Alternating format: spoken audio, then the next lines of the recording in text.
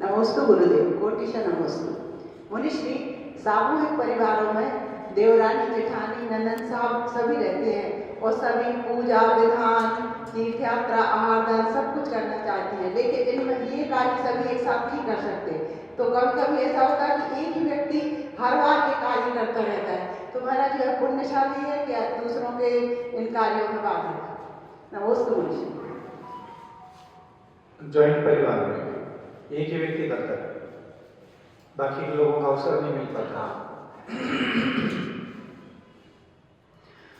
मैं हमेशा लोगों को प्रेरणा देता हूँ कि हर कार्य पुण्य पाप के साथ नहीं जोड़ना चाहिए, क्योंकि संसार में पुण्य भी है, पाप भी है, साथ में छल भी है, कपट भी है, ईर्ष्या भी है,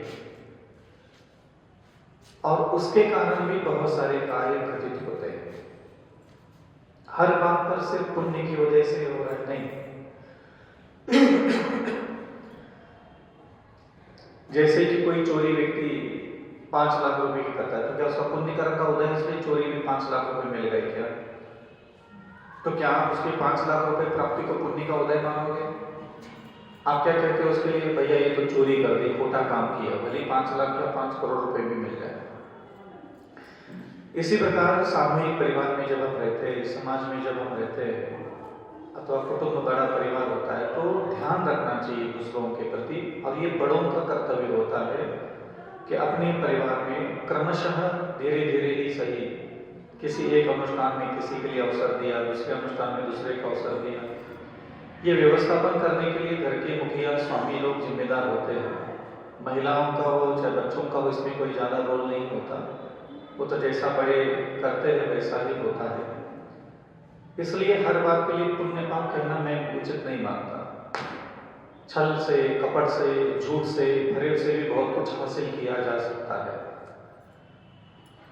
तो वो अगर पुण्य से अगर मान लो उसको मिल रहा है, अगर आपको ऐसा सोचना है, तो बिना उसमें छलावा नहीं होना चाहिए।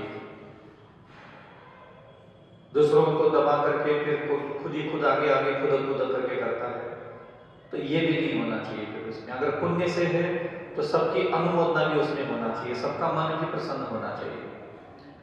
लेकिन अगर जो व्यक्ति बार बार आगे होकर के कर रहा है, उसको पता है कि मैं बार बार करता हूँ, बार बार सब चीजें कर रहा हूँ, बाकी सारे लोग दुखी हो रहे हैं, तो वो छलावा ही तो है, वो कपट ही तो है, वो ईर्ष्या ही तो है, वो घमंड ही तो है। वो किसी न किसी बात का होगा, सैया जी भरे कोतवाल, तो डर काहे का। तो होता है परिवार में, जॉइंट फैमिली में ईर्ष्या द्वेष आपस में ज्यादा होता है, तो उसके कारण भी कई सारी चीजें होती हैं। सज्जन पुरुष ऐसे छल कपट को भी उसका पुण्य मान करके अपने मन को संतोष जरूर दे दे, लेकिन सिर्फ चिंतन का विषय यही है कि क्या मात्र कोई भी व्यक्ति को लाभ मिलता है तो क्या वो लाभ के लिए हम पुण्य कर्म कहते रहे? नहीं। किसी भी व्यक्ति को कोई भी धन का लाभ अगर मिला है तो चोरी करके, धोखा दे करके, चीटिंग करके अगर प्राप्त किया है, तो वह लाभ कभी भी लंबे समय तक टिकता नहीं है। इस संसार में न जाने कितने पुरुष आए, कितने लोग आए जन्म लेके, लेकिन जिसने भी खोटा काम चाहे सुई की नोक के बराबर भी किया है, तो उसको भोगना ही है उसका फल, उससे बच नहीं सकता। इसलिए थोड़ा सा सामूहिक परिवारों में हमें इस बात का ध्यान रखना चाहिए कि सभी को एक जैसा अवसर मिले, सभी को एक जैसे धर्म लाभ, पुण्य लाभ की प्राप्ति हो। ये विवेक का काम है। विवेक से कोई करता है तो ठीक है, नहीं करता है तो हम क्या कर सकते हैं उसमें? ना हम कुछ कर सकते हैं, ना हम कुछ कर सकते हैं, लेकिन उसको पुण्य मात्र ना कहे, ये ध्यान रखना। बस मेरा कहने का इतना ही तात्पर्य है कि छल कपट ईर्ष्या द्वेष घृणा से भी बहुत कुछ हासिल किया जा सकता है।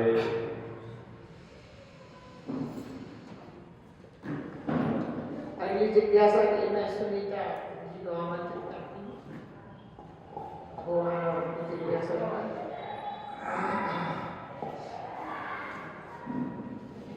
नमोस्तु महाराज जी, नमोस्तु महाराज जी, नमोस्तु महाराज जी। मैं परिवार में रहती हूँ, मैंने सबका जो जरूरत पड़ी सब करते आए हैं, लेकिन आज कोई जरूरत पड़ गई रात में तो मैं साथ मना कर दी, चाची कब तक पैदा करोगी, निकलो बाहर, अपना इलाज खुद कराओ। तो मैं क्या माता महाराज में कभी कभी मन में आ जाता है क्रोध, तो मैं क्या करूँ? मैं आपके प्रश्न को अभी भी ठीक से समझ नहीं पा रहा। महाराज जी परिवार में बेटा मेरा कर्तव्य है कि मैं इनको पालूं, कुछ ही करूं, मतलब सारी सब कुछ जिम्मेदारी मैंने निभाई महाराज जी। आज मेरी कोई जरूरत पड़ गई है गृहस्थी में, रात में तबीयत खराब हो गई कोई की, तो मैंने बोला कि दवा मंगा दो, 9:30 बज रहा है, महाराज जी बाहर नहीं निकलते थे पहले, पर्दा बहुत करते थे। तो उसने कहा कब तक तुम पैदा करोगी, जाओ निकलो, हम कहाँ तक साथ में हम नहीं कर सकते। तो महाराज जी इसका क्या मैं करूँ महाराज जी? देखो, कोई मतलब नहीं होता। जिस प्रकार आज तक अपनी अपनी सद्बुद्धि से, सद्विवेक से, समर्पण भावना से अपने परिवार को अपना समझ करके जिस प्रकार आपने सेवा की है, आप तो उसको कभी छोड़ना मत। ठीक है, दूसरों से उम्मीद रखे बिना अगर आप सेवा कर रहे हो तो वो सेवा मानी जाती है। अगर आपको लगता है कि आपने दूसरों की सेवा की है और आप उनसे उम्मीद रखोगे तो ये आपका अपराध है। आप अपने सत्कर्म सद्भाव बनाए रखिए। और संसार है, संसार में प्रभु उसी के साथ है जो प्रभु के पक्ष में हमेशा काम करता है। और अच्छे काम करने वाले व्यक्ति को भी नाना प्रकार की यातनाओं से गुजरना पड़ता ही है। तो ये कभी ना कहे ना उनको आप गलत कहो कि वो ऐसे है। आप तो बस खाली अपना सत्कर्म करते रहो। अब जो आपको लाभ मिले, जो आपको सेवा मिले, वो प्रभु सेवा समझ करके आगे बढ़े। आचार्य श्री को देखो, 400-500 शिष्य होने के बाद भी कितने लोग उनके निकट थे। तो कोई शिकायत थोड़ी की जाती है कि देखो मेरे इतने सारे शिष्य थे, ये थे, वो थे। अपने अपने कर्म के अनुसार सारी स्थितियाँ, सारी परिस्थितियाँ, सारी घटनाएं घटित होती है। और हर परिस्थिति में अपने को शांत भाव रखना चाहिए। थोड़ी छोटी बातों को लेकर के अपने परिवार में अपन को भी नाराज नहीं होना चाहिए। फिर उनमें और हमें क्या अंतर बचा?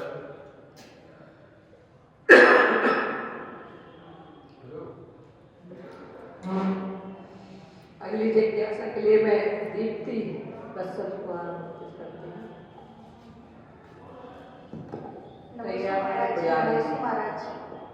महाराज जी, आप चित्रवाल जी से चल रहे हैं, हम लोग आपको बहुत याद करते हैं और काफ़ी सूना सूना लगता है वहाँ पर।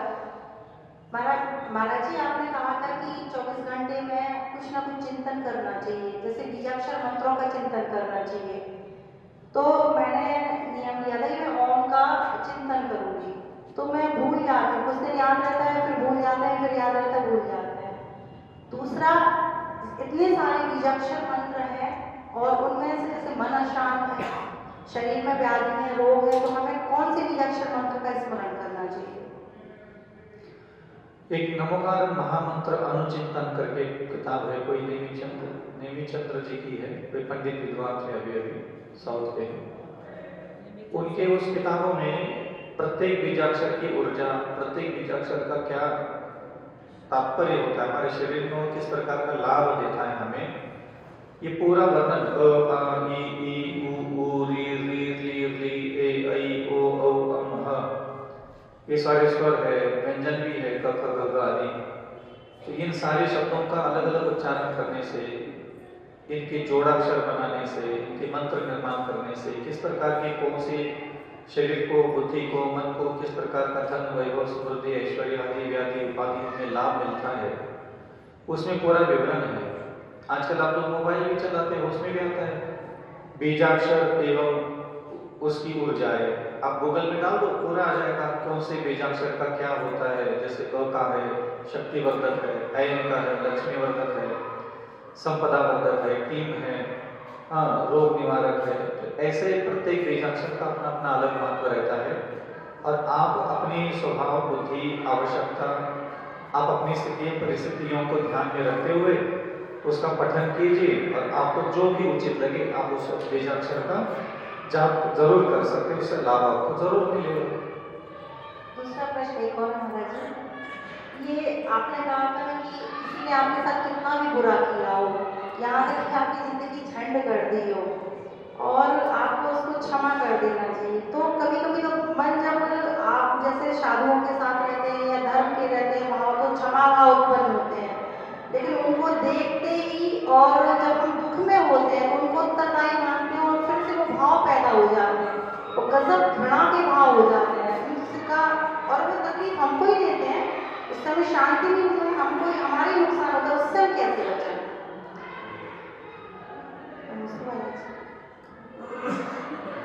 देखो, जब तक अज्ञानी लोग निकट रहेंगे तब तक हमारे अंदर अज्ञान के भाव, कषाय के भाव, मलिन भाव तो उत्पन्न होते ही रहेंगे। इसलिए मैंने साधना विधि ज़्यादातर मैं लोगों को प्रेरणा देता हूँ करने के लिए कि आपको बुद्धि से, मन से साधना जो करने के योग्य है वो करते रहना चाहिए। अगर हम अपने दिमाग को खाली रखेंगे तो वो वही सोचेगा जो उसको नहीं सोचना चाहिए। दिमाग को हम काम नहीं देते। शरीर को तो बहुत सारे काम होते हैं, अपने झाड़ू लगाना, बर्तन मांजना, खाना बनाना, दुनिया भर की पंचायत के घर में काम होते हैं। शरीर तो बिजी रहता है, लेकिन हम अपने दिमाग को कोई काम ही नहीं देते कभी। अब बर्तन मांज रहे तो भी दिमाग तो खाली है ना, दिमाग से थोड़ी बर्तन मांज रहे हैं। वो तो हाथ का, पैर का थोड़ा बहुत काम रहता है, चलता रहता है। तो हमारे पास दिमाग के लिए कोई वर्क नहीं है, कोई ऐसी कर्म नहीं कर पाते, कोई ऐसी प्रज्ञा के द्वारा, बुद्धि के द्वारा, ज्ञान के द्वारा, मन के द्वारा, विचारों के द्वारा जो निरंतर करने की योग्य साधना होती है वो हम जानते ही नहीं, मालूम ही नहीं है। इसलिए दिमाग पुनः पुनः रह करके हमारे आसपास के जो 10-20 लोग होते हैं जिनके साथ हमारी जिंदगी गुजर रही होती है, उन्हीं लोगों के बारे में दिमाग सबसे ज्यादा सोचता है। आप सोच लीजिए कि जन्म से लेकर के अभी तक आपके पास दिमाग है, आपके पास मन है, बुद्धि है, ज्ञान है, विचार है आपके पास। आप कितने लोगों के बारे में सोच रहे हो? आप अपने दिमाग का इस्तेमाल वही 10-20 इंसान ही है जिनके बारे में सोच रहे हो, जिनके बारे में विचार कर रहे हो, जिनके साथ आराम कर रहे हो, जिनके साथ द्वेष कर रहे हो, जिनके साथ घृणा कर रहे हो, जिनके साथ नफरत कर रहे हो। वो 10-20 लोग ही है जिनके साथ तुमने 40 साल का जीवन गुजारा। वो 10-20 लोग ही है, वो ज्यादा लोग नहीं आ पाते किसी की बुद्धि में, न ज्ञान में, न विचारों में, न सोचने में। वही माता, वही पिता, थोड़ा भाई, थोड़ी भाभियां, थोड़ा ननद, थोड़ी जेठानी, देवरानी, वही सास ससुर, वही पति, वही पत्नी, वही बच्चे। सुबह से लेकर के शाम तक हमारा जो दिन निकलता है, इन सारी दिनचर्याओं में महीनों वर्षों तक आप पीछे जाकर के देख लो, आपने अपने दिमाग का इस्तेमाल, मन का इस्तेमाल सबसे ज्यादा इन्हीं लोगों के बारे में सोचने के लिए किया है। और जिनके साथ आप अपना जीवन गुजार रहे हो किसी भी रिश्तों के बीच में, वही सारे, उनके साथ आपका कुछ ना कुछ तो अतीत में राग हुआ है, द्वेष हुआ है, घृणा हुई है, नफरत हुई है, संक्लेश परिणाम हुए हैं, छोटी छोटी बातों को लेकर के नाराजगी हुई है, तू मैं हुआ है। तो वो तुम्हें दिमाग से तो हटता नहीं है। और रोज उसकी, अब सामने वाला जो भी जीव है, तुम भी हो, तुम भी कोई दूध के धुले नहीं हो, ना वो भी कोई दूध का धुला है। सबके अपनी अपनी हरकतें हैं। उसको दुख देना आता है, तुम्हें दुख सहन करना नहीं आता। अब ऐसी स्थिति में दोनों ही परेशान। तो आप उसको दुख देता है तो वो सुखी है, तुम्हें दुख सहन करना नहीं आता इसलिए तुम दुखी हो। तो दुख देने वाला व्यक्ति दुख देता है इसलिए हम अगर दुखी है ऐसा मान लेंगे तो ये गलत होता है। हमें दुख सहन करना नहीं आता इसलिए हम दुखी है। सामान्य सी बात है। मान लो मुझे अभी ठंडी सहन करना आती है, जब मुझे ठंडी सहन करना आती है तो मैं ठंडी से दुखी कैसे हो सकता हूँ? वो कितनी भी क्यों ना पड़े। और मुझे अगर ठंडी से दुखी होना ही है तो ये मेरी गलती है ना, दुखी होना है कि नहीं होना ये मेरा काम है। तो आप अपनी कमियों को देखो, दुनिया की कमियों को देखने से कोई लेना देना नहीं होता। ये संसार ऐसा ही है, ये कभी अन्य प्रकार से हो ही नहीं सकता। और दुनिया से अच्छाई की उम्मीद रखना सबसे बड़ी मूर्खता। किसी भी इंसान से आप अच्छाई की उम्मीद रखते ही क्यों हो? किस वजह से रखते हो बताओ? आपको दुनिया के किसी पति से, पत्नी से, माँ से, बाप से, जेठानी से, देवरानी से, ननद से, हम कहते हैं किसी भी इंसान से, जिंदा कोई भी इंसान धरती पर कहीं भी क्यों न रह रहा हो, आप उस इंसान से अच्छाई की उम्मीद आखिर रखते ही क्यों हो? क्या आपको जिनेंद्र भगवान ने बचपन में ज्ञान नहीं दिया कि ये संसारी जीव है, इसके अंदर क्रोध, मान, माया, लोभ, अहंकार, तृष्णा, कामना, वासना, अभिलाषा, छल, कपट, घृणा, नफरत सब भरा पड़ा है? क्या आपको ये पाठशाला की उम्र में ज्ञान नहीं दिया गया था? फिर आप किस मुंह से लेकर के उनकी शिकायत कर रहे हैं तो बताओ। आपकी जेठानी ऐसी, देवरानी ऐसी, ननद ऐसी, उसको ऐसा नहीं करना चाहिए था, उसको वैसा नहीं करना चाहिए था, उसको ऐसा नहीं बोलना चाहिए था, उसको हड़पना नहीं चाहिए था, उसको घृणा नहीं करना चाहिए, उसको चुगली नहीं करना चाहिए, उसको ताना नहीं। आप बताइए, 8 कर्म धारण करने वाला कोई भी संसारी जीव है, वो करेगा क्या फिर 8 कर्म के उदय में? अगर ये नहीं करेगा तो फिर करेगा क्या वो? आपके पास में 8 कर्म है, आपकी हरकतें कर ही रहे, दुखी होकर बैठ गए, रोना धोना चल रहा है, आप कौन सी कम अच्छी हरकतें कर रहे हो? आप यही कर रहे हो। तो इसलिए ये जो हम लोग सोचते हैं ना कि अच्छा सोचो, अच्छा, अरे अच्छा सोचने का दायरा क्या होता है? आप गोबर से क्या उम्मीद रखोगे कि हलवा बनेगा? नाली के पानी से क्या उम्मीद रखोगे वो चाय अच्छी बना देगा कभी? आप उम्मीद आखिर रखते ही क्यों हो? क्यों उम्मीद रखते हो? बुरे से बुरा इंसान है जिसकी वजह से आप नरक जा रहे हो। मान लो कोई पति है, कोई पत्नी है, कोई सास है, कोई ससुर है, बहुत प्रेम से रहते हैं। अरे वो खास प्रेम से भी रहे, बिना लड़ाई झगड़े विवाद की भी रहे, तो कौन सा वो स्वर्ग जाने के लायक बन जाते हैं? वो राग भाव के कारण, मोह भाव के कारण, प्रेम भाव के कारण फिर दुर्गति चले जाएंगे। और तुम द्वेष भाव के कारण, लड़ाई झगड़े के कारण तुम दोनों नरक में जाओगे। तुम जिन घर के परिवार के लोगों को देखते हो कि नहीं इनके घर में कितना शांति, सुकून, प्रेम, आनंद पूर्वक रहा जाता है इनके घर में, ध्यान रखना ये प्रेम भी रह रहे, शांति से भी रह रहे, बिना लड़ाई झगड़े विवाद गाली गलौज के निंदा नालस्ती के अगर कोई घर में रह रहा है तो क्या वह व्यक्ति सदगति जाएगा? संभावना ही नहीं। वह राग आग रहे सदा, उसकी अच्छाई है उसको ले डूबेगी। अब तुम्हारे घर में दिन भर लड़ाई झगड़े विवाद तनातनी टेंशन तनाव दुनिया भर की पंचायत है, तो तुम उस टेंशन के कारण नरक जाओगे। नरक दोनों मिलोगे आमने सामने। कहा तू ही कैसे आ गया? हम तो तेरे बारे में तो बहुत कुछ अच्छा सोचते थे। तुम तो घर में बढ़िया 2 टाइम का खाना, प्यार, मोहब्बत, इश्क, I love you, we love you सब तुम लोग चल रहा है। इतने सास बहू में इतना प्यार था, कोई लड़ाई झगड़े नहीं थे, तुम यहाँ कैसे आ गए? तो भाई संसार है, 8 कर्म जिसके पास है, आप उससे क्या अच्छाई की उम्मीद और क्यों रखते हो? ये आपकी गलती है। मैं तो नहीं रखता कभी। मेरे पास आकर के लोग निंदा करते, आलोचना करते, घृणा करते, नफरत करते, गाली देते, पीठ पीछे कुछ भी बोलते, मुझे सब पता रहता है। मैं एक ही चीज सोचता भाई 8 कर्म का धारण करने वाला आदमी है, नीचे नहीं करेगा तो क्या करेगा? उसको कुछ आता ही नहीं। तो आप कुछ तो चिंतन अपने पास रखो जिससे आप अपने मन को कुछ समझा सको। काहे को खुद के पाप कर्म को दोष दो, काहे को उसकी निंदा करोगे? मैं तो नहीं करता निंदा किसी की। भाई संसार का कोई भी जो व्यक्ति मेरे पास आकर के हंस रहा है, मुस्कुरा रहा है, प्रेम से बात कर रहा है ना, वो भी मुझे दुर्गति ले जाएगा। और जो व्यक्ति अगर मैं उसके प्रेम की बातों में आ जाऊं तो भी मैं नरक जाऊंगा। सीधा सा गणित है ना। राग आग रहे सदा कहा है शास्त्रों में, अगर मैं प्रेम भाव भी रखूं, प्रीति भी रखूं, स्नेह भी रखूं, प्रेम पूर्वक पति पत्नी भी मन करके कोई रह ले तो भी दुर्गति जाएंगे। तो अच्छाई की उम्मीद अगर रखते ही क्यों? किसने कहा था? आपने जिसके साथ शादी की, क्या आपको नहीं पता था उसके अंदर 8 कर्म है? 8 कर्म को हृदय में क्रोध, मान, माया, लोभ, अहंकार, तृष्णा, घृणा, वासना, नफरत सब होता है भरा पड़ा साथ में। नहीं पता तुम्हें? पता है तो फिर काय की शिकायत तुम्हारी? मेरा पति ऐसा, पत्नी ऐसी, पुत्र ऐसा, उसने ऐसा किया, उसने ऐसा किया। आप खुद बताओ फिर कि 8 कर्म धारण करने वाला आदमी अगर करे तो क्या करे? क्षमा वो कर नहीं सकता, दया वो कर नहीं सकता, विनय वो कर नहीं सकता, वितरागी वो है नहीं। वो करेगा कि यही करेगा क्योंकि उसके पास 8 कर्म है। तो 8 कर्म काटने के लिए उसने कोई साधना तो की नहीं है। तो वही सारे दुर्गुण भाव उत्पन्न होंगे। तुमने घर गृहस्थी बसाई है तो घर गृहस्थी का दर्द तुम झेल लो। कौन बचेगा? कोई नहीं बचा। समझ में आना ही वास्तविकता में दुखों से बाहर आने का वास्तविक मार्ग है। पुण्य कर्म उदय भी तुम्हें कभी दुख से बाहर नहीं ला सकता। कोई भी पुण्य कर्म उदय ना जाए, तुझे दुखी होकर के बैठने की अगर आदत है तो वो पुण्य भी माथा फोड़ फोड़ करके चला जाएगा तेरे दरवाजे से। ये स्थिति, क्योंकि दुर्बुद्धि अविवेक जहां उत्पन्न होता है वहां हमेशा दुख ही उत्पन्न होता है। समझदारी बिल्कुल भी नहीं है। हम तो सब मेरे साथ तकलीफ करते लोग, ये दूसरे मुझे तकलीफ देते हैं इसलिए खुद सयाने बन के बैठ जाते हैं और तकलीफ देने वाले व्यक्ति को गलत साबित करने के लिए गली गली घूमते हैं। ये गलत बात है। ध्यान रखना, आप गली गली जाकर के लोगों को ये बताओ कि दूसरे लोग मुझे बहुत तकलीफ देते हैं और मैं बहुत मूर्ख हूं, उनसे भी बड़ा मूर्ख हूं कि मुझे तकलीफ सहन करना नहीं आता। आप ये बोलो मैं बहुत मूर्ख हूं, मैं बहुत दुष्ट बुद्धि हूं, बहुत अल्पज्ञ हूं, मैं अविवेकी हूं, मैं समझदार बिल्कुल नहीं हूं मैं, कि मुझे मेरे पूर्व जन्म के वैरी आकर के मुझे गाली गलौज निंदा नालस्ती कर रहे हैं और मैं मूर्ख कहीं का उसको सहन करना नहीं आता मुझे। आप अपनी मूर्खता की बातें बोलो जगत के सामने।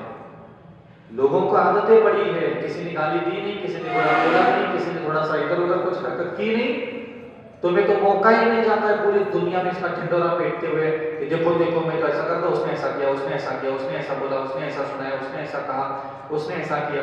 अरे वो लाख तुम बोलो कि वो कितना गलत है और लाख वो गलत सच भी साबित हो जाए, घाटा तो तुम्हारा ही होने वाला है, उसका तो कुछ भी घाटा नहीं है। इसलिए ध्यान रखना, किसी भी अपराधी को अपराधी कहना ये कोई बहुत बड़ा ज्ञान नहीं होता। तुम्हारे साथ संसार का कोई भी जीव आकर के किसी भी प्रकार का क्यों ना व्यवहार करे, तुम्हें अपना निर्णय सही लेना चाहिए था। तुमने कहां लिया निर्णय? तुम कहीं घूमने के लिए जा रहे थे, अचानक बरसात आ गई, अब तुम क्या निर्णय लोगे?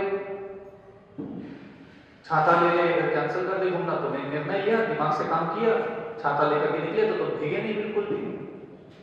तो तुम्हें पता होना चाहिए था, तुम जब शादी करने के लिए जा रहे थे, घोड़ी चढ़ रहे थे, बारात में तुम्हारा बिल्कुल ढोल नगाड़े बज रहे थे, तो खुद के दिमाग को कह रही थी कि भाई मैं जिसके साथ शादी करने के लिए जा रही हूँ, उसके घर में माँ भी बैठी, बाप भी बैठा है, बहन भी बैठी, वो खुद भी आठ कर्म करने वाले सब लोग हैं, इनके अंदर क्रोध मान माया लोग अहंकार तृष्णा घृणा नफरत वासना पता नहीं किसके अंदर कितनी भरी पड़ी है, मैं तो जानता ही नहीं हूँ, लेकिन जाऊंगा उसके घर में शादी करके मैं देखूंगा किसके अंदर घृणा है, किसके अंदर नफरत है, किसके अंदर तृष्णा है, किसके अंदर छल कपट है, मैं सब देख दाख करके समझ करके वहां शांति से रहूंगा।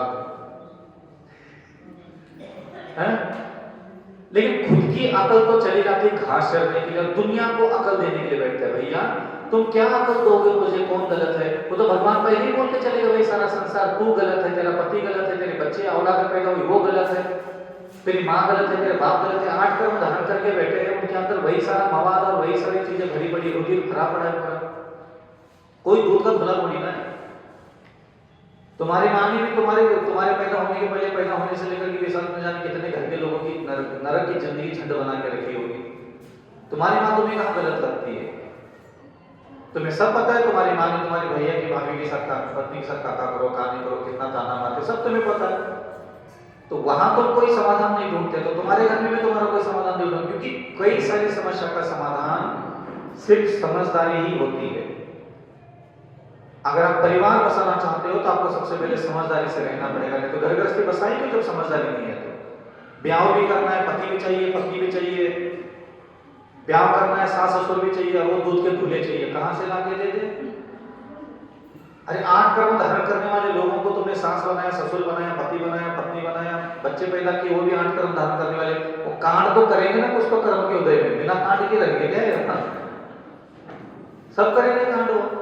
जो जो उनके आत्मा में कर्म उदय आएगा वो सारे काम उनके हाथ से होंगे, तेरे हाथ से नहीं हुए कांड के, तेरे कर्म उदय में नहीं आए, तू नहीं भटका, तू नहीं बहका, तेरे अंदर क्रोध मान माया लोग की अग्नि तेरे अंदर नहीं धटकी क्या?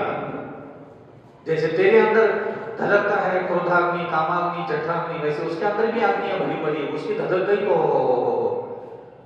और तेरी धधक रही है तो हा।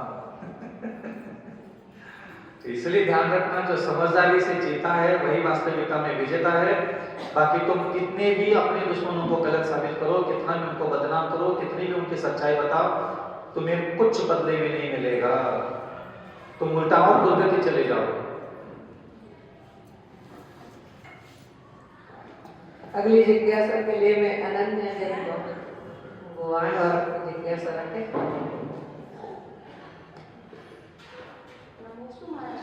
मेरी जिज्ञासा है कि आप सभी को ये मार्गदर्शन दीजिए कि हमको किस तरह से विनय करना चाहिए। क्या करना चाहिए? विनय करना चाहिए। विनय कैसे करना चाहिए? करना तो आता नहीं, पहले सिखाना चाहिए। ये जो प्रवचन है, मैं यहाँ बैठा हूँ, मैं उपदेश दे रहा हूँ और मेरे उपदेश में ये शब्द निकलता है कि हे संसारी जीव, आपको क्षमा करना चाहिए। ये क्षमा करना चाहिए, ये हम लोग बोलते हैं और आप लोग वहां बैठे हो श्रोता बन करके, और आप लोग क्या कहते हो? हौ महाराज, यही हो रहा है ना? इसलिए आप लोग कभी भी आज तक भी ना विनय करने में, ना क्षमा करने में, ना दया करने में कभी सफल नहीं हो पाए। मुझे आपको ये बोलना चाहिए, हे संसारी जीव, आप अपने आप से बात करो, आप अपने दिमाग से चर्चा करो, आप अपने मन के साथ वार्तालाप करके उसको क्षमा करने के लिए पहले तो तैयार करो। पहला काम। मुझे तो आपको ये बोलना चाहिए था कि हे संसारी जीव, तुम अनंत काल से संसार में भटक रहे हो, तुम अनंत काल तक संसार में अन्य कुलों में, अन्य जाति में, अन्य धर्मों में, अन्य पंथ परंपराओं में जन्म लेकर के तुम्हारी आत्मा में क्षमा करने के संस्कार कभी किसी ईश्वर परमात्मा ने नहीं दिए। लेकिन अभी अभी तुम ये सारे खोटे संस्कार, खोटी बुद्धि, खोटे विचार, क्रोध, मान, माया लोग लेकर के इस जैन कुल में उत्पन्न हुए हो।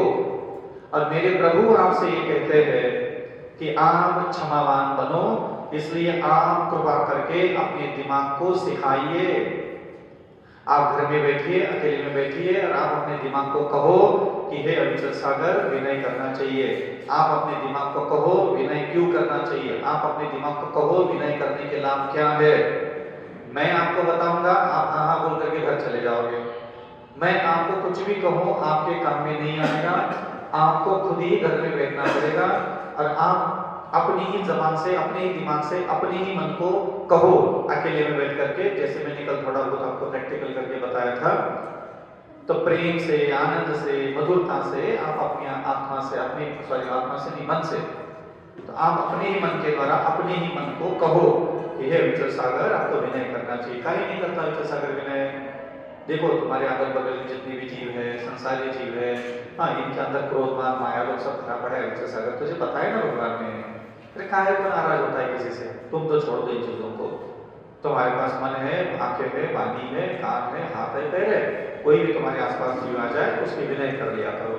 करना चाहिए विचल सागर। विनय करने से बहुत अच्छा रहता है। उसे पता है विनयवान बनने से ज्ञान की प्राप्ति होती है, बुद्धि की प्राप्ति होती है, परमात्मा की प्राप्ति होती है, देवी देवता प्रसन्न हो जाते हैं, विद्या सिद्धियां प्राप्त हो जाती है, मन, वचन, शरीर, हृदय, अंतःकरण में से मान कषाय नष्ट हो जाते हैं, अहंकार नष्ट हो जाता है, घमंड नष्ट हो जाता है और अपने से अधिक गुण वालों का विनय करने से हमें पुण्य की प्राप्ति होती है। विचल सागर इतना सारा लाभ है। अगर मान लो तुम्हें किसी से कोई पटरी बैठ नहीं रही तो भी उसकी विनय करना, कोई बात नहीं होती, कर लो विनय। तुम तो घमंड मत, सीना तान के मत चलना किसी के सामने, छोटा हो, बड़ा हो, मुनि हो, नहीं हो, तुम्हें का ही लेना देना नहीं है। तुम्हारे सामने कोई भी जीवित जीव आ जाएगा, तुम तो बस विनय करो उसकी। करना चाहिए विचल सागर विनय हमेशा। तो मैं हमेशा अपने आप से बात करता रहता हूँ। मुझे ऐसा लगता है कि आप कितना कुछ भी बड़बड़ाओ, आपके काम में नहीं आने वाला। चाहे मंत्र बड़बड़ाओ, स्तोत्र बड़बड़ाओ, चालीसा बड़बड़ाओ, बड़बड़ाते निकल जाओगे। आपको एक साधना विधि मैं बता रहा हूं, वो है खुद ही खुद से बात करते रहना, खुद ही खुद को समझाते रहना। ये काम कभी कोई दुनिया का व्यक्ति नहीं करता। शास्त्रों में कई बार हमने सुना है, पढ़ा तो नहीं लेकिन सुना है कि आत्मा ही आत्मा का गुरु होता है। मतलब मुझे मेरे अलावा कोई माई का लाभ नहीं समझा सकता। मुझे मेरे अलावा दुनिया का ना भगवान समझा सकता है। ले आओ सारे संसार के अनंत परमेश्वर यहाँ लेके आओ, सारे संसार के सिद्ध परमेश्वर लेके आओ, सारे संसार के आचार्यों को लेके आओ, सारे संसार के उपाध्याय साधु परमेश्वर को मेरे सामने खड़ा कर दो। तुम्हें दुनिया का किसी भी आदमी को, भगवान को, ईश्वर को, परमात्मा को उठा के लाना है, मेरे सामने ला करके खड़ा कर दो और उनको कहो कि अविचल सागर जी को ये समझाए कि एक ही बार खाना खाना है और मैं हूं कि मान नहीं रहा। अब मुझे मनवा के लिखा है, मनवा पाएगा कोई? समझ में आ रहा है? वो अनंत काल तक वहां मुझे बोलते रहे और अनंत काल तक मैं मना करता रहा हूं। आप बताइए कोई मनवा पाएगा क्या मुझे? मेरी इच्छा के बिना, मेरी सुकृति के बिना, मेरा मूड बने बिना कोई नहीं, कोई कल्याण। तो आपको लगता है कि मैं मंदिर पूजा पाठ जाप सूत्र मुनि महाराज बन के बैठा हूं तो मेरा तो पार हो जाएगा। ये ख्यालों के पुलाव पकाना बंद कर दो, कुछ नहीं होने वाला। एक मिट्टी का ढेला अक्षर भी, एक अच्छा शब्द भी तुम खुद को आज तक समझा नहीं पाए हो। ये आसान होता है, मैं यहाँ साधु बन के बैठूं, तुम वहां ग्रस्त बन के बैठ जाओ, तुम मेरे गुणगान गाओ, मैं तेरे गुणगान गाऊं, ये बहुत आसान होता है। ये फोकट की मलिने रोज खा रहे बैठ करके। असलियत यह है कि हम एक ढेला अक्षर भी खुद ही खुद के दिमाग को नहीं समझा पाते। मैं तो बैठा रहता था हमेशा जंगलों में ऐसे ही, बस बैठ गए आराम से भगवान जी के सामने, ऐसे बैठ गए, नमस्को कर ली भगवान जी को, भगवान नमस्को। तो भगवान जी के साथ हम बात कर देते, भगवान जी हमें ज्ञान देते थे। और भगवान जी मेरे द्वारा आपकी जो विनय की जा रही है वो अच्छी लग रही कि नहीं लग रही आपको? अरे छोड़ दिया विचल सागर, ये सब बात है, सब मालूम है, तुम नौटंकी करते हो, नाटक कर रहे हो, तुम दोनों बैठ करके इधर उधर से। अरे नहीं भगवान जी, अरे आपकी आज्ञा का पालन हम कर रहे हैं। ऐसे कैसे नहीं कर रहे आपके आगे का पालन? देखो मंदिर आता हूँ, पूजा करता हूँ, जाप करता हूँ, स्तोत्र पढ़ता हूँ, आजकल तो माला भी करने लगा, आलू छोड़ दिया, प्याज छोड़ दिया, और क्या मेरे से जितना बनता उतना तुम्हें धर्म कर्म करे रहा हूँ। अरे और सागर और ठीक है, हमने तुम्हारे साथ पुष्पों को देखा है, तुम इधर वेदी पे हम 800 साल से बैठे हैं, समझ में आया?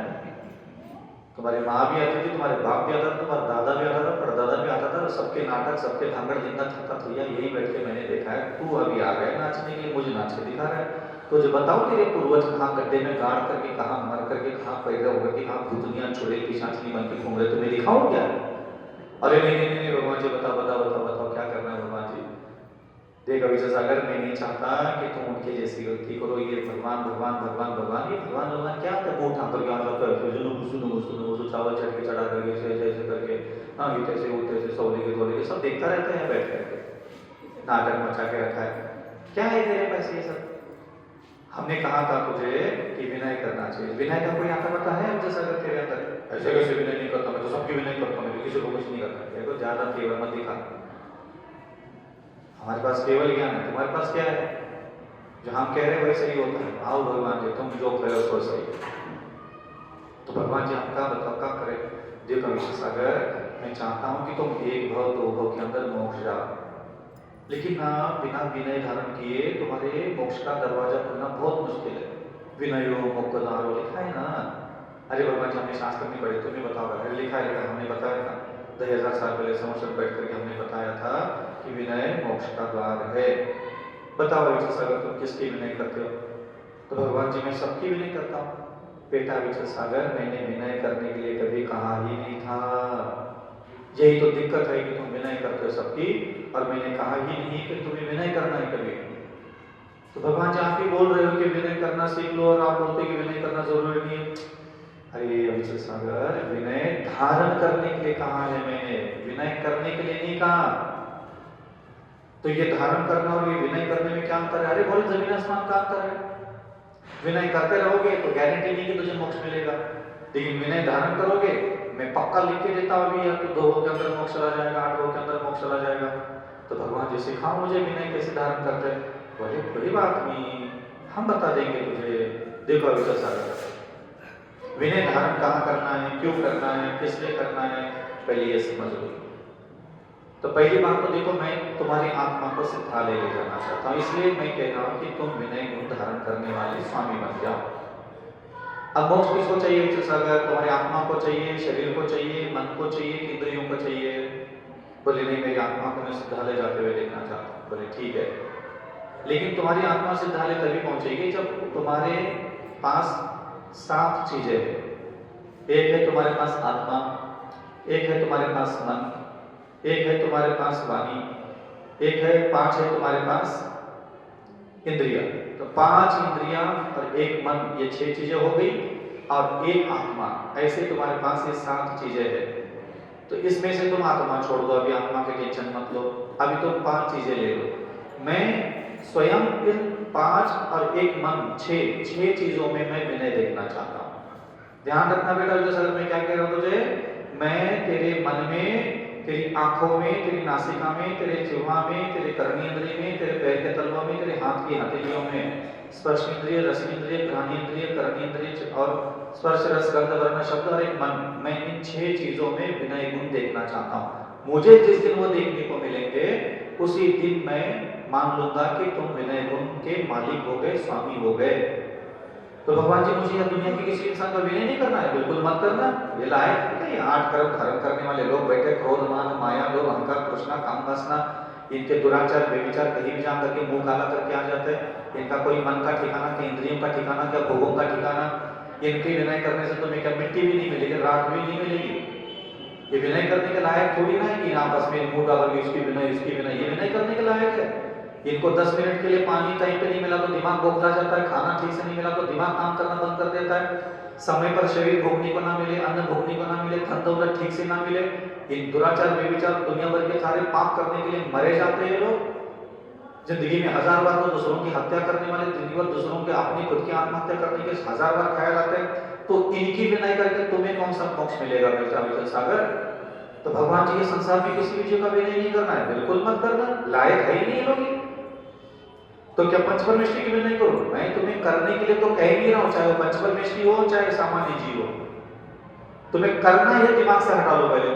तो ठीक है भगवान आप बताओ करना क्या है? फिर मैंने कहा ना मुझे फिर करना करना करना कह रहे हैं। मैं ये कह रहा हूं कि तुम्हारे मन तुम्हारी 5 इंद्रियों में मैं विनय गुण देखना चाहता हूं। भगवान जब आगे के बाद आगे का रास्ता भी आप ही बताओ, हमें तो यही पता था कि हम इधर से जाए तो मम्मी की पापा की चाचा की चची की फूफी की फूफा की जो भी अगल बगल आंटियां ताइयां बाइयां आएगी मैं उनकी विनय करता रहूं, जी जी जी जी जी जी करके घूमता रहूं। मतलब बेटा विजय सागर इसीलिए तेरा रास्ता खुला नहीं हुआ। पहले मुझे पूछ लेता था, मैं जो सही सही बातें बताता। देखो भगवान आप बैठे हो बात करने के लिए छेड़ दिया था, मुझे सही सही बता आप चाहते क्या? बोले मैं तेरा भला चाहता हूँ। एक तरफ आप बोलते हो कि विनय मत करो, एक तरफ चाहते हो कि मेरा भला हो जाए, तो भगवान आखिर विनय करना नहीं है क्या नहीं करना है? बोले विनय करना नहीं है, विनय धारण करना है। बोले ठीक है भगवान आप बातों में मत उलझाओ, मुझे सीधी सीधी बात बताओ। देखो तेरे पास मन है अभी छोड़ दो उसको, अभी उसको पकड़ो मत। तुम्हारे पास आंख है और भगवान दिक्कत है कछु है उसमें रोशनी विशनी है का? हाउ भगवान दिक्कत है, सबरा सबरा सबरा सबरा दिक्कत है। हाउ तुम्हारे पास जवान हैंगे, हाउ दिन भर बड़बड़ बड़बड़ करता है कि नहीं करता? हाउ करता हूं। कान है, हाथ की हथेली पैर के तलवे है, बोले सब है भगवान, सब व्यवस्थित है, सुंदर है, स्मार्ट है, सब है। आप आगे बताओ। देखो अब भगवान जी ने मुझे क्या साधना बताई कि विनय करना नहीं है संसारी किसी जीव की। अगर मैं अपना अविचल सागर मोक्ष चाहता हूं, कल्याण चाहता हूं, बचाता तो मुझे विनय संपन्नता धारण करने के लिए कहा है। जिनेंद्र भगवान चाहते हैं कि अविचल सागर विनय संपन्न बने, यही है ना षोडशकांड भावना की दूसरी भावना यही है, विनय संपन्नता। तो मेरे मन वचन काय में जिनेंद्र भगवान विनय देखना चाहते हैं, ये सत्य है। मैं संसार के सारे लोगों की विनय करता रहूं, ये साधना भगवान ने कभी नहीं कहा। अब इसको कैसे मैं करता हूं? जब से भगवान जी ने मुझे बताया तो मैं रोज रात्रि में जैसे 2 बजे 2:30 बजे 3 बजे जब भी मेरी नींद खुल जाती है मैं उठता हूं। उठने के बाद क्या कर लेता हूं, कोई भी एक भगवान के मुख से निकला हुआ कोई भी एक शब्द ले लेता हूं। जैसे कि इन्होंने कहा आज मुझे प्रश्न पूछा विनय का क्या करें महाराज बताओ। तो मान लीजिए आज तारीख कितनी है? 13 तारीख है, 13/12/2024। अब ये सायंकाल का समय है, अभी रात्रि हो जाएगी, 12 बज जाएंगे, 1 बज जाएंगे, 2 बज जाएंगे, 2:30 3 बज जाएंगे। फिर मैं अपने कमरे में उठ के बैठ जाऊंगा। बैठूंगा कि नहीं बैठूंगा? सो गए क्या? हाँ तो बोलो, हाँ पता चले तुम लोग जाग रहे हो। मैं 2:30 बजे उठ के बैठा, मेरे कमरे में पूरा अंधेरा है, कोई भी मेरे कमरे में है ही नहीं, पूरा अंधेरा। को आंखों में उंगली डालो तो भी कुछ नहीं दिख रहा है मुझे। और मैं वहां बैठ गया, मैंने ये कहा अपने दिमाग से अपनी आंखों के लिए, हे अविचल सागर आप अपनी आंखों में विनय गुण भरो। मैंने किसको कहा? अपनी आंखों को कहा। फिर मैंने 2-4 1-1.5 मिनट लगता है उसमें, 10-15 सेकंड भी लग सकते हैं, आपके ऊपर डिपेंड है आपको कितना टाइम लगता है। जैसे कि मान लो अभी मैं यहां बैठा और आप मेरी आंखें देख लेना, अभी मेरी आंखों में क्या भर दिया मैंने?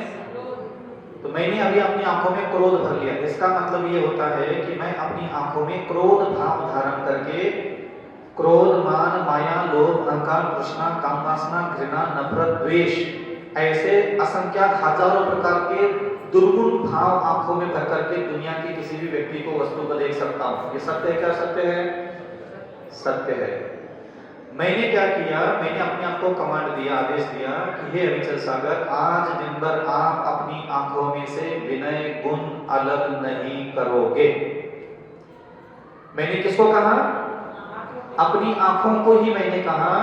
और मैंने थोड़ा सा ऐसे आंख बंद कर लिया और मैंने ऐसा अंदर से फील किया, मेरी आंखों की तरफ पूरा दिमाग उलझा दिया। उस आंखों में मैंने विनय गुण लेके आया, जैसे मैं क्रोध गुण लेके आया था अपनी आंखों में, और आपको देखा था मैंने क्रोध गुण भर करके।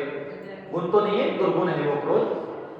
तो वैसे मैंने अपनी आंखों में फील किया कि हाँ मेरे अंदर विनय गुण आ रहा है, विनय आ गया, आंखों में विनय आ गया, आ गया, आ गया, आ गया, आ गया। हाँ अब मैंने आंखें खोली, अब मेरी आंखों में से आपको क्या मिल रहा है? मुझे फील हो रहा है कि मेरी आंखों में क्या है? विनय। बस रात के 2:30 बजे मैं बंद कमरे में बैठा हूं, कोई मेरे अगल बगल में है नहीं। मैंने मेरी आंखों में विनय गुण भर दिया, मैं उसको अकेला बैठ करके फील कर रहा हूं कि मेरी आंखों में विनय है। मेरी आंखें खुली हुई है, मेरे सामने अंधेरा है, और मेरी आंखों से जो भाव निकल रहा है वो कौन सा भाव है? विनय का भाव है।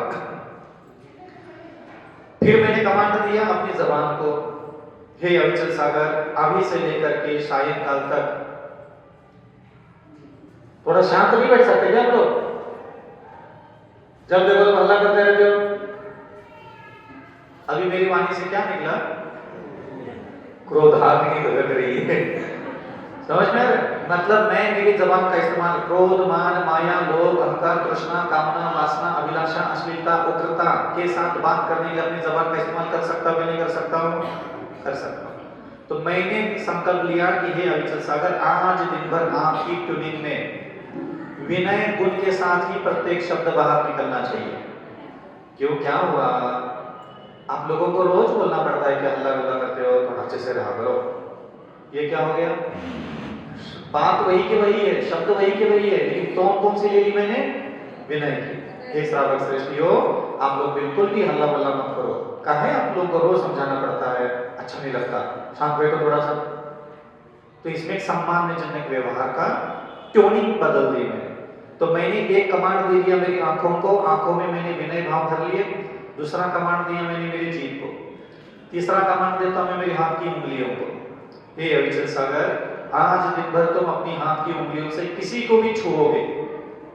कैसे छूना? विनय गुण से ही, विनय भाव से ही स्पर्श करना। क्यों? क्या मैं आपकी हाथ, अपनी स्वयं के हाथ की हथेली से किसी भी चीज को, चाहे कपड़ा हो, चाहे लकड़ी हो, चाहे इंसान हो, चाहे कोई भी हो, किसी भी चीज को मैं छूते समय क्रोध से, मान से, माया से, तृष्णा से, घृणा से, नफरत से, द्वेष से छू सकता हूं? नहीं छू सकता हूं?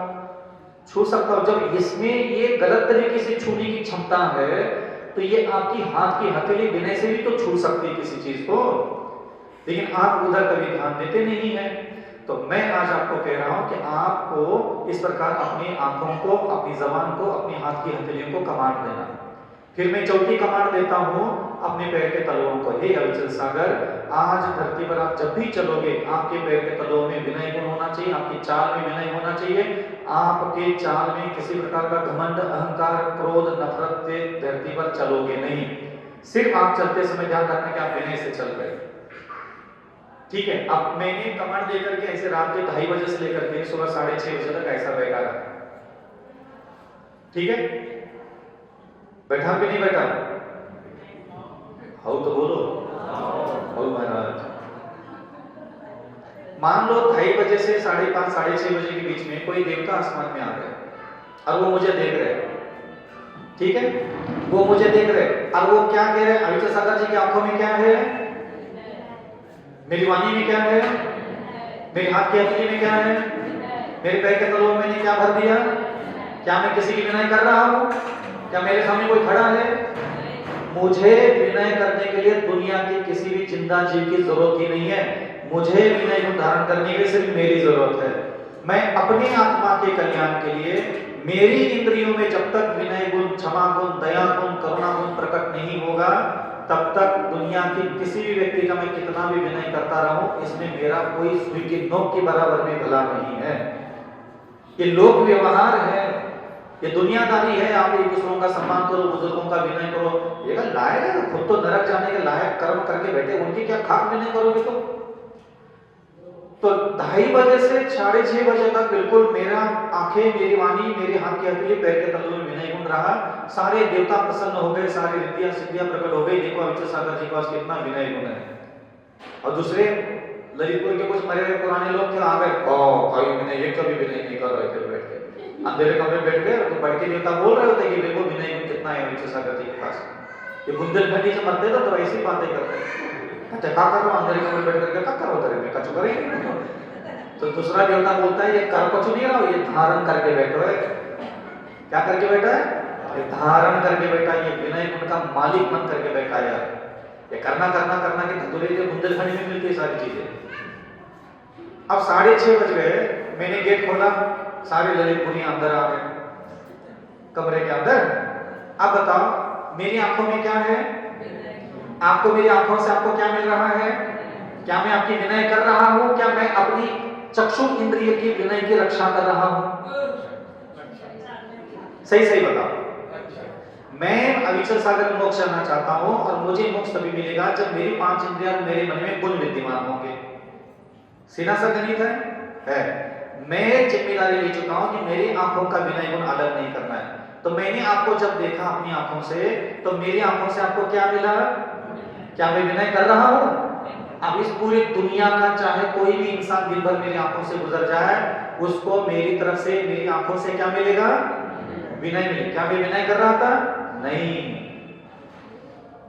दूसरा, आपने मेरे से कुछ बात की, मैंने आपसे बात करना चालू किया और मेरी वाणी में से आपको विनय गुण का भाव नजर आने लगा। तो क्या मैं आपसे विनय से बात कर रहा हूं? क्या मैं अपनी जिह्वा का, अपने जिह्वा इंद्रिय का, अपनी वाणी, अपने वचन का विनय के लिए उपयोग कर रहा हूं? तो अपनी वाणी को शुद्ध बनाने के लिए मैंने अपनी वाणी में, अपनी वाणी की शुद्धि के लिए विनय गुण धारण करके बैठा हूं। इसलिए मैं आपसे विनय से मात्र बात कर नहीं रहा हूं, हो रही है। तो मैंने आपसे 10 मिनट बात की और आपको मेरी वाणी से कौन सा भाव महसूस हुआ? विनय भाव महसूस हुआ कि महाराज जी ने हमसे देखो कितनी विनय से बात की। तो क्या सही में मैंने आपसे विनय से बात की? क्या मैं अपनी जिह्वा का, अपनी वाणी में विनय गुण धारण करके उसकी सुरक्षा कर रहा था? मैं अपनी वाणी की, अपनी इंद्रियों की गुणों को धारण करने के लिए, उसकी सुरक्षा करने के लिए अपनी साधना में लगा। तुमसे क्या लेना ना, तुम आ जाओ, कोई भी आ जाओ, दुनिया का कोई भी पापी आ जाए या धर्मात्मा आ जाए, मुझे क्या लेना देना उससे? मेरी आत्मा का कल्याण मेरी इंद्रियों की शुद्धि में है।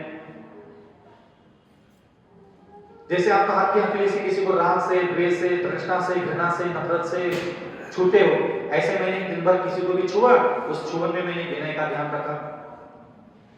मैंने आपके हाथ की हथेली से स्वयं के विनय गुण अलग ही नहीं होने दिया। भोजन आ गया, कपड़ा आ गया, शरीर मेरा, मेरे अपने शरीर को विनय से छुआ, किसी को आशीर्वाद देना, उसमें भी विनय भाव से स्पर्श किया मैंने उस व्यक्ति को, तो विनय गुण। और पैर के तलवों से भी विनय गुण मैंने अलग नहीं किया। अब दिन भर मेरे सामने मान लो 2 करोड़ लोग आके चले गए, उनको मेरी आंखों से, वाणी से, हाथ की हथेली से, पैर के तलवों से क्या मिला बताओ?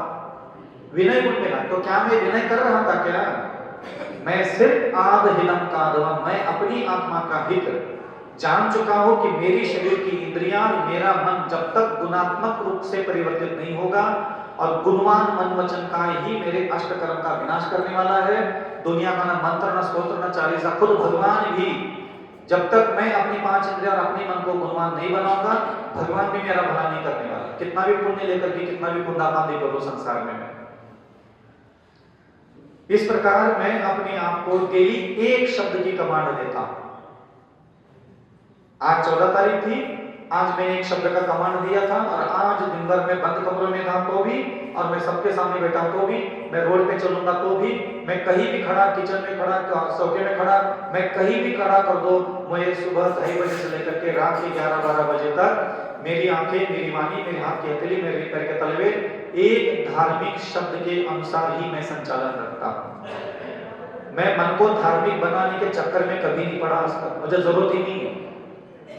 क्योंकि मैं जानता हूं जो मेरी आंखें काम कर रही है, जो मेरी जबान काम कर रही है, मेरा जो हाथ पैर काम कर रहा है, उसी के हिसाब से मेरा मन भी ऑटोमेटिक निर्माण होता है। मुझे मन को अलग से कुछ करने की आवश्यकता होती नहीं। अब मैं दूसरे दिन सुबह रात में सो गया, फिर दिन भर इसका पालन करके विनय का, फिर सो गया, फिर उठूंगा, फिर क्या विनय करूंगा? नहीं, विनय को धारण नहीं करूंगा, मैं बोर हो जाता हूं। फिर दया को धारण करूंगा, फिर अपनी आंखों को कहूंगा कि अविचल सागर, आज आपको भगवान के मुख से निकला हुआ एक दया शब्द है, वो अपनी आंखों से अलग नहीं करना, वाणी से अलग नहीं करना, हाथ के हथेली से अलग नहीं करना, पैर के तलवों से अलग नहीं करना। अब दूसरे दिन आप मेरे सामने यहाँ से आओगे, आपको मेरी आंखों से क्या मिलेगी? मेरी वाणी से क्या मिलेगा? मेरे हाथ के छूने में क्या मिलेगा? तो क्या मैं दया कर रहा हूं किसी पर? मैं किसी पर भी नहीं करता, मैं अपनी शरीर की इंद्रियों को, क्योंकि जैन शासन का सबसे महत्वपूर्ण निर्णय यह है, वंदे तद गुण जिन गुण संपत्ति, जिनेंद्र भगवान की गुणों की संपदा का मैं स्वामी बनूं। तो जिनेंद्र भगवान जिस गुण के मालिक थे, मैं आज 16 घंटे 18 घंटे अगर जागृत रहा तो मैं उस गुण का स्वामी बना रहा कि नहीं बना रहा? नहीं बना रहा। मालिक अनहक हो गया मेरा। दिन भर कोई भी देवता आ जाए, कोई भी रिद्धि सिद्धि मुनि महाराज आ जाए, वो मेरी आंखें, मेरी वाणी, मेरी हाथ की हथेली, पैर के तलवों के अगर सिम्टम्स को दूर से भी देख लेंगे, यार इसके अंदर कितनी दया भरी पड़ी है, इसके अंदर वाणी भी देखो, आंखों में देखो, ये दिन भर आंखों में दया भर करके बैठता है। अब रात के अंधेरे 2:30 बजे में बैठा और आंखों में कहा मैंने कि दया धारण करके बैठो, रात के अंधेरे में वह कुत्ता भी नहीं दिख रहा है, चींटी भी नहीं दिख रही मुझे, अब बताओ आसमान में कोई देवता बैठे हैं, वो क्या कह रहे हैं मुझे रात के 3 बजे आकर के, देखो अविचल सागर जी की आंखों में दया देख लो, वाणी में दया देख लो, हृदय में दया देख लो, हाथ की हथेली पैर के तलों में दया देख लो, कितनी भरी पड़ी है। अब तुम्हें अगर कोई बता दिया करके तो क्या करो, दया आपको जो बैठो तुम्हें को देख रहे दया करे, कच्ची कर ही नहीं रही हो, तो करने वाली बात तो तुम्हें जिंदगी भर सुनी, मैं तो धारण करने वाली बात करता हूं। मैं तो जिनेंद्र भगवान के मुख से निकले हुए शब्दों का पीछा करने वाला साधु, मुझे कपड़ों में बातें पसंद नहीं है।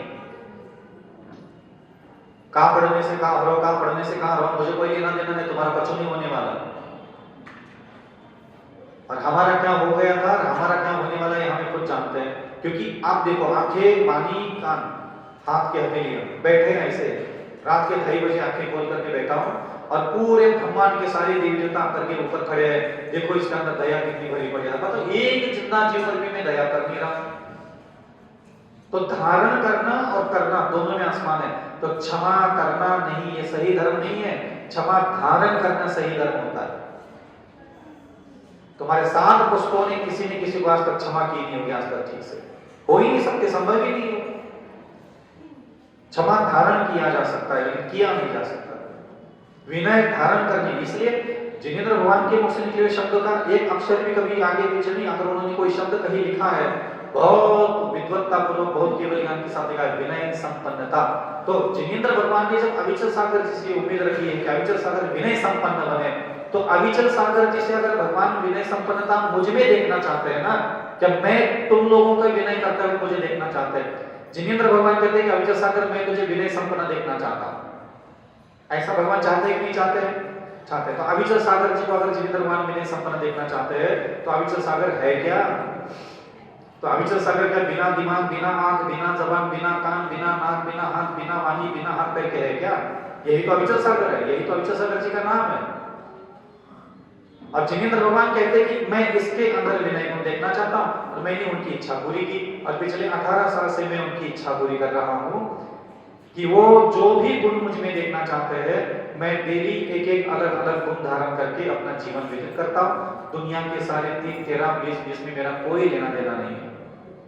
ना तुम्हारे जैन धर्म के प्रभावना की ठेका लिए बैठे हैं, ना जैन धर्म का ठेका, कुछ नहीं करना हमें, ना प्रभावना करनी ना प्रभावना करनी है। ये हमारे बॉडी के पार्ट्स है, ये हमारा एक उत्तर इंद्रिया बैठी है, उस इंद्रियों में जिनेंद्र भगवान के मुख से निकला हुआ शब्द का एक कमांड दे दिया और पूरा दिन चुपचाप किसी एकांत स्थान में बैठ करके बस उसके साथ निकालो। जो मिलता है वो अद्भुत मिलता है, जो महसूस होता है वो अलौकिक होता है। अब इसके लाभ देखो कितने हैं। आज अगर दिन भर मैंने विनय को धारण किया है मान लो, तो एक तो मेरी चक्षु इंद्रियां निर्दोष हो गई कि नहीं हो गई? मेरी चक्षु इंद्रिय के विकार नष्ट हो गए, उसमें गुण स्थापित हो गए। एक तो विकार नष्ट हो गए, ये उपलब्धि हो गई। मेरी चक्षु इंद्रिय में गुण प्रकट हो गया, ये दूसरी उपलब्धि हो गई। मेरी चक्षु इंद्रियों में गुण विद्यमान होने के कारण दिन भर मैंने संसार का जो भी अवलोकन किया वो विनय भाव से अवलोकन करने के कारण मुझे दिन भर विनय गुण के द्वारा जो पुण्याश्रय होता है वो मेरा दिन भर पुण्याश्रय हुआ।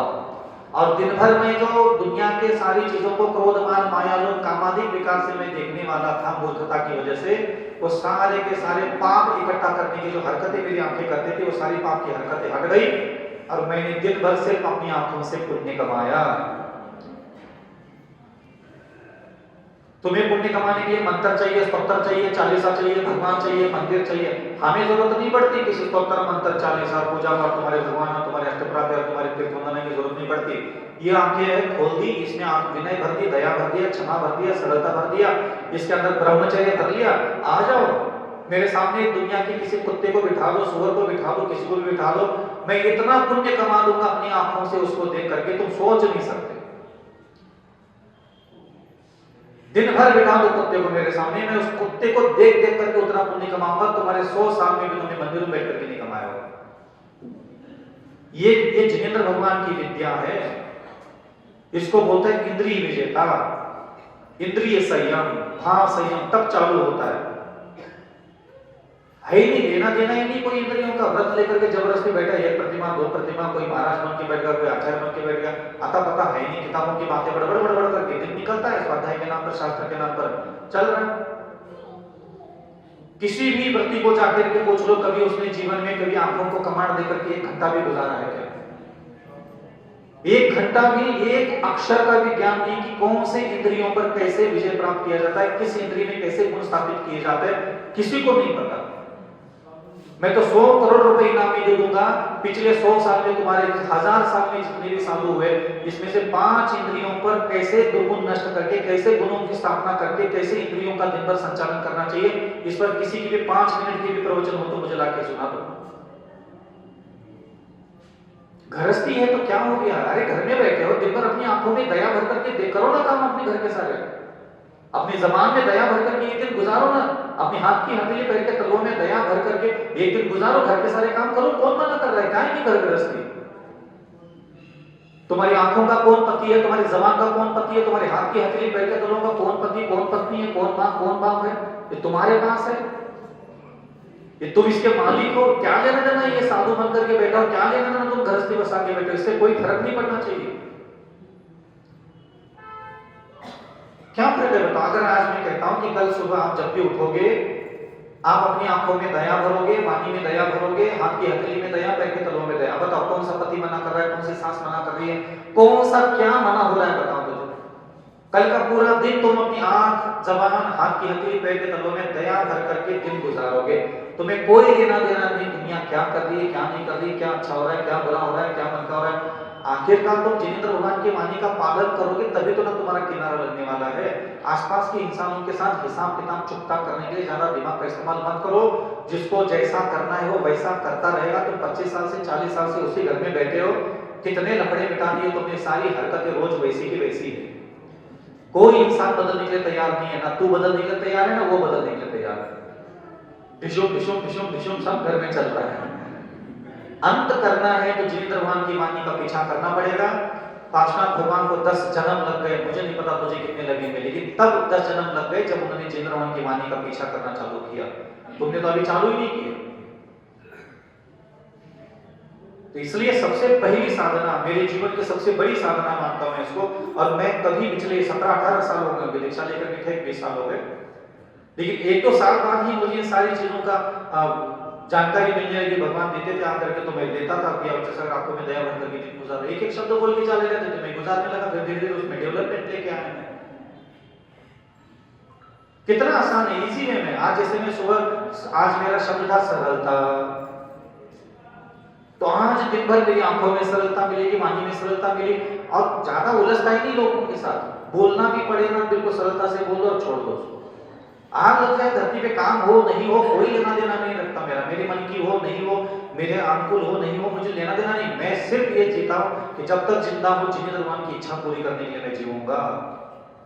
और जिनेंद्र भगवान की इच्छा है कि अक्षय सागर जी की आंखों में सरलता, पानी में सरलता, हाथ की हथेली में सरलता, पैर के तलों में सरलता, उसके हृदय में सरलता, वो देखना चाहता है, मैं दिखा देता हूं, बस वो प्रसन्न है, दुनिया प्रसन्न है, मेरे में मुझे क्या लेना देना। सबको मरना है, किसकी अनुकूलता, पति मेरे फेवर में हो जाए, लुगाई मेरे फेवर में हो जाए, सास ससुर मेरे फेवर, किसका फेवर, कौन किसका, सब अपना अपना जीवन स्वतंत्र जी रहे हैं। तुम एक आत्मा हो यही भूल गए हो। जैन कुल में उत्पन्न होने के बाद भी तुम आत्मा हो ये भूल गए। मैं स्त्री हूं, मैं काला हूं, गोरा हूं, दुबला हूं, पति हूं, पत्नी हूं, सुखी हूं, दुखी हूं, ऐसा हो रहा है मेरे साथ, वैसा हो रहा है, मैं बहुत परेशान हूं। तुम्हें बस इतना ही पता है, और इसी के कारण तुम कभी भी वास्तविक साधना की दिशा में कभी आगे नहीं बढ़ पाते। और आप इसका अनुभव लेके देख लेना। 5 शब्द ले लो, 5 शब्द। एक विनय करना, एक सरलता,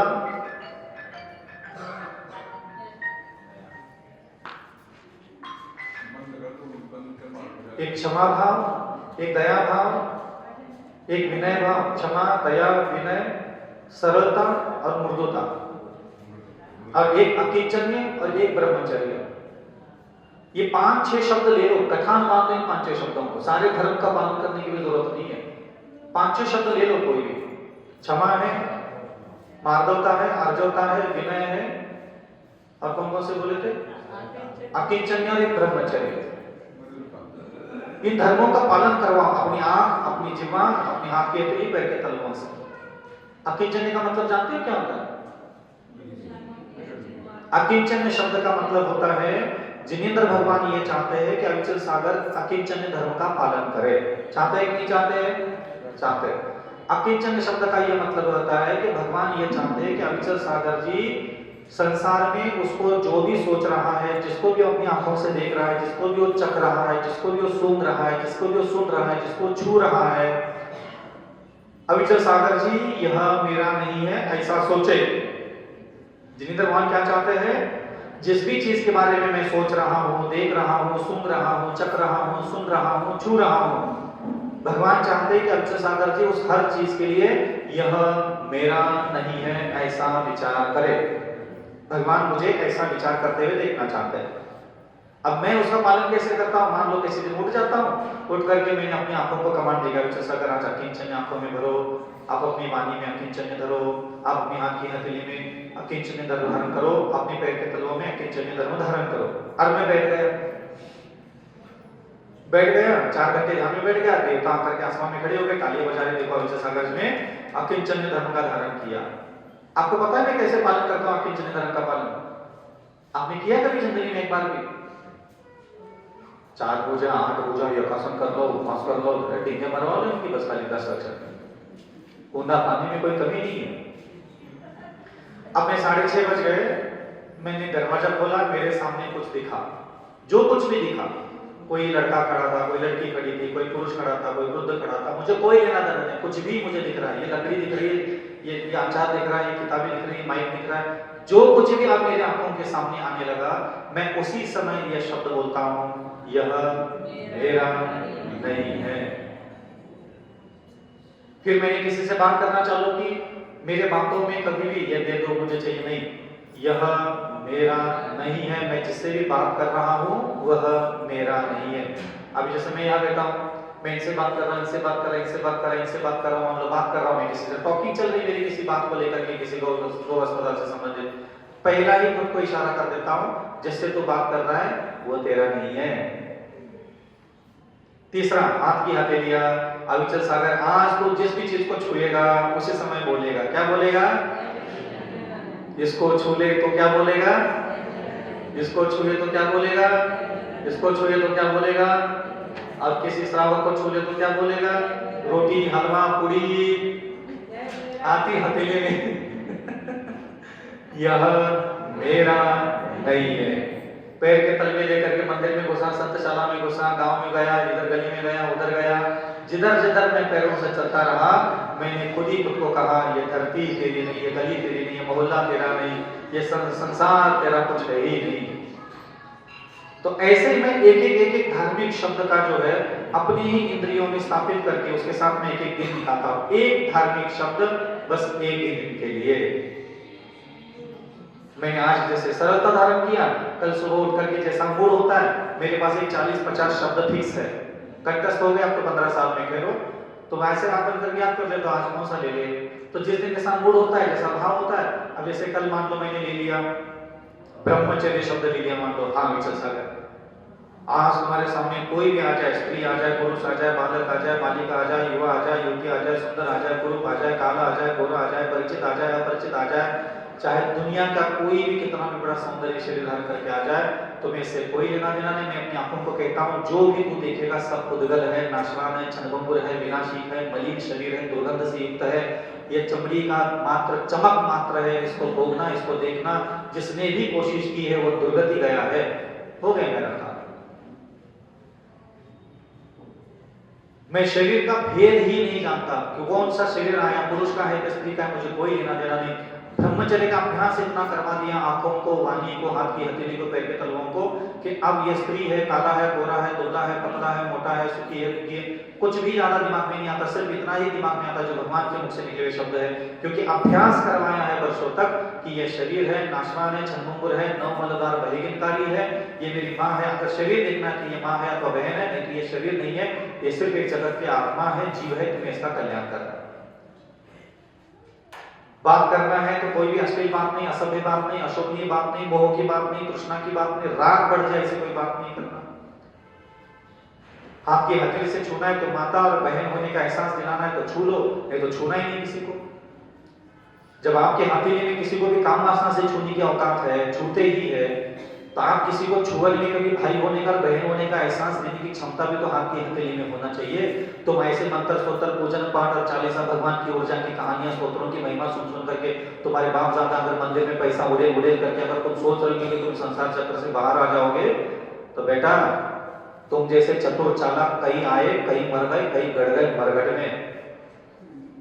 ज्यादा भगवान भगवान भगवान भगवान इमोशन ड्रामा नहीं करने का, खेल ये खेलना, क्योंकि उन्होंने भी ये खेल खेला है तब जाकर के उनके संसार से विदाई हुई है।